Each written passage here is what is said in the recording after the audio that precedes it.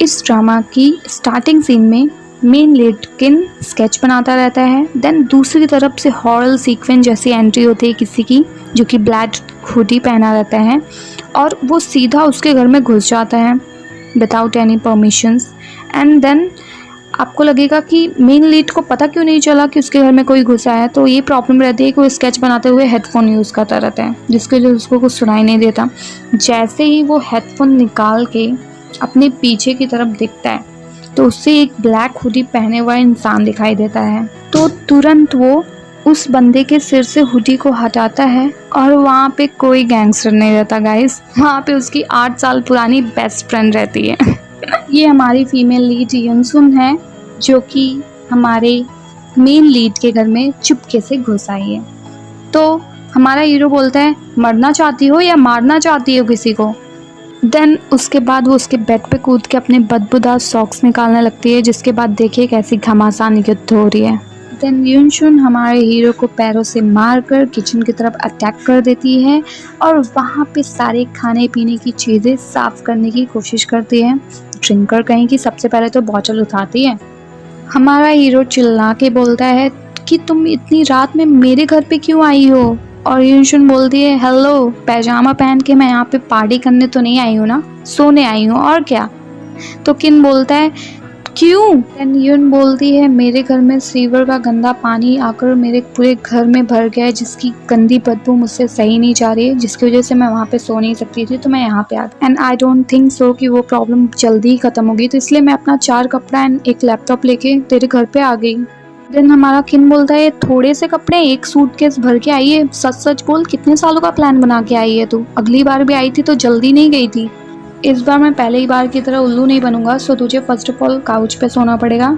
तो युनसुन बोलती है ज़्यादा बन मत, तेरा घर अच्छा है तो 10 दिन के लिए आई हूँ। तो वो बोलता है बस 5 दिन के लिए मैं तुझे रहने दूंगा, दैट्स इट।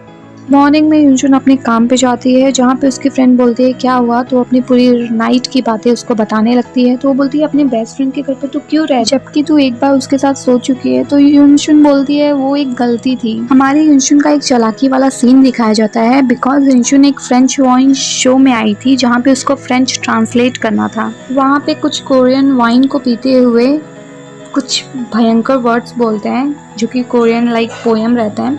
हमारी युनसुन तो सुन के शॉक कि अब इसको मैं ट्रांसलेट कैसे करूं। देन सब उसकी तरफ देख रहे हैं कि क्या, अब बोलो क्या है इसका मीनिंग। देन हमारी युनसुन थोड़ा दिमाग लगाते हुए उस पोएम को एकदम शॉर्ट वे में उनको समझाती है कि इन्होंने आपकी वाइन की बहुत ज़्यादा तारीफ़ की है। देन सब बोलते हैं यार इतनी बड़े से पोएम का इतना छोटा सा मीनिंग, कुछ भी लॉल।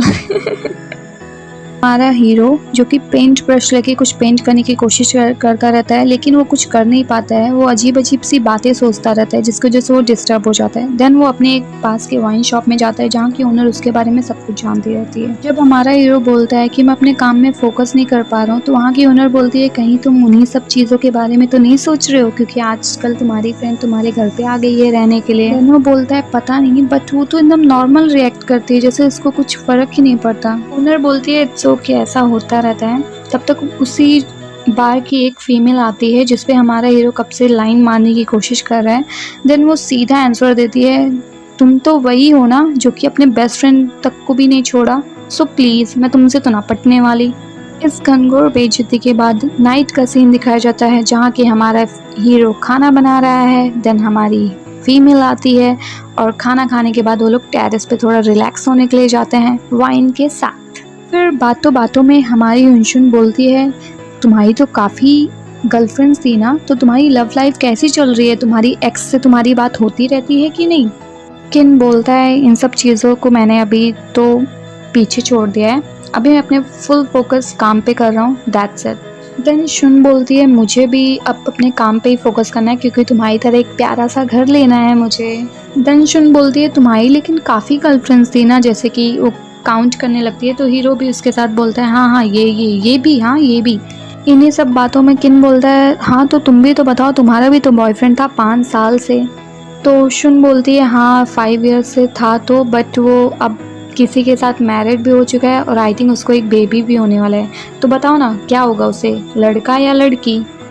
तुम क्यों ऐसे जा रहे हो, जैसे लग रहे हो तुम्हारा बॉयफ्रेंड था।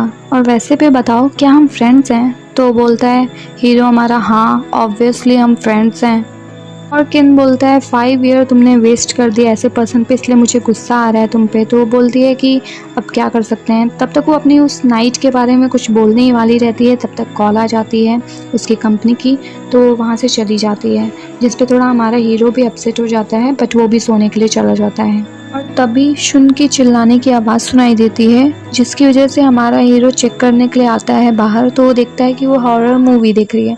तो बोलता है अब मूवी क्यों, तुम्हें सोना चाहिए। तो बोलती है क्या करूँ, मुझे इस पे प्रेजेंटेशन बनाना है। तो शुन बोलती है तुम मेरी हेल्प कर दो, मेरे साथ थोड़ा सा देख लो। तो बोलता है ठीक है, तो उसके साथ बैठ जाता है। देन थोड़ा यहाँ पे क्लोजी सीन आ जाता है। हमारी शुन उसको चिपक जाती है डर की वजह से, और हमारा हीरो उसको बल्कि और डराता रहता है। देन वो भी थोड़ा डरने लगता है। फिर कैसे कैसे करके ये मूवी ख़त्म ही होने वाली रहती है। देन हमारी शुन रियलाइज़ करती है कि वो हमारे हीरो से कुछ ज़्यादा ही चिपक गई है, तो उसको ज़ोरदार पंच मारती है, जबकि हमारा हीरो बोलता है ओह शिट, इसका कुछ नहीं होने वाला है। मॉर्निंग का सीन दिखाया जाता है, जहाँ पे हमारी शुन बहुत जल्दी जल्दी अपने जॉब के लिए जाती रहती है, और वो अच्छे से अपना मेकअप भी नहीं की रहती है। एक आँख में आईलाइनर की रहती है, एक आँख में नहीं की रहती है। तो हमारा हीरो जब देख लेता है तो बोलता है इधर आके बैठो, मैं तुम्हारा कम्प्लीटली मेकअप कर देता हूँ। तो बोलती है ठीक है। तो जब उसको मेकअप करने लगता है तो हमारी फीमेल के दिल धक धक धक धक धक धक होने लगता है। फिर वो बोलती है, उसके आँखों में खोने लगती है, तो वो बोलती है ओहो कंट्रोल बेबी कंट्रोल। देन हमारा हीरो उसको मिरर दिखाते हुए बोलता है देखो अब तुम एकदम कम्प्लीटली अच्छे से मेकओवर तुम्हारा हो चुका है, तो तुम अब जा सकती हो अपनी कंपनी के लिए। तो वो अपने आप को थोड़ा सा देखती है, फिर वो सब सीन सोच के वहाँ से जाने लगती है बिना थैंक यू बोले। फिर बस में वो जब जाने लगती है तो उन्हीं सारी मोमेंट्स को याद करने लगती है, वो कैसे मेकअप कर रहा था, उसकी आईज़ कैसे ब्लिंक हो रही थी। तो उस बोलती है नहीं नहीं ऐसा कुछ नहीं हो सकता, मेरे साथ तो बिल्कुल भी नहीं। फिर भी वो वही सब सोचती रहती है। देन जब वो अपनी कंपनी में पहुंचती है, वहाँ पे उसकी फीमेल कलीग उसकी तारीफ़ करती है कि आज तुमने मेकअप बहुत ही अच्छा किया है। फिर यून भी मिरर को देख के थोड़ा सा स्माइल करने लगती है।